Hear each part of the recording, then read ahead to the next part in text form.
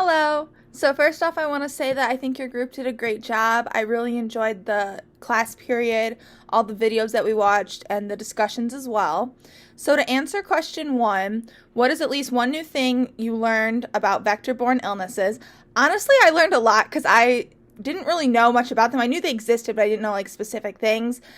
I would say like the most important new thing I learned is about malaria because I didn't realize it affects 198 million people and like over 3 billion people in the world are at risk. I really didn't realize how prevalent malaria was because it's not something we have to deal with every day in America. It's not something that is like on our radar really. So seeing those videos about malaria and how like preventable it is, but yet so many people are at risk because in these developing countries and countries that have big issues with malaria, it's like the common cold or flu. It's not something that they really are concerned with. Getting malaria a few times a year is as common as getting the flu for us or the cold. So, like learning about all those differences and how, there are preventable things, but it's a hassle for those people. Learning about all of that was really eye-opening for me, and I really enjoyed learning about all of that. So question two, as a public health professional, what do you think is important to teach people in regards to vector-borne disease and how to stay safe from them?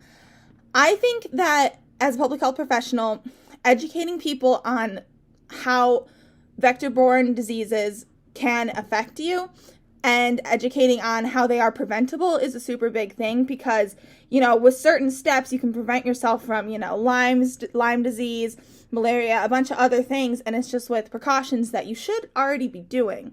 So, like, you should be wearing bug spray. You should, if you're going out in the woods, you should know to tuck in your pants and wear long sleeves and, wear high socks. You can tuck your pants into them. It's certain things like this that you can do, but I think in America, it's different addressing the problem than it is in other countries.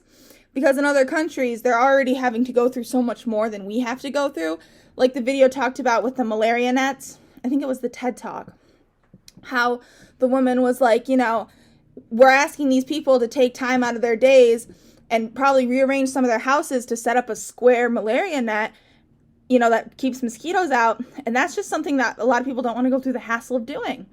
And I feel like that's actually kind of reasonable for them just because of how just they think it's so common.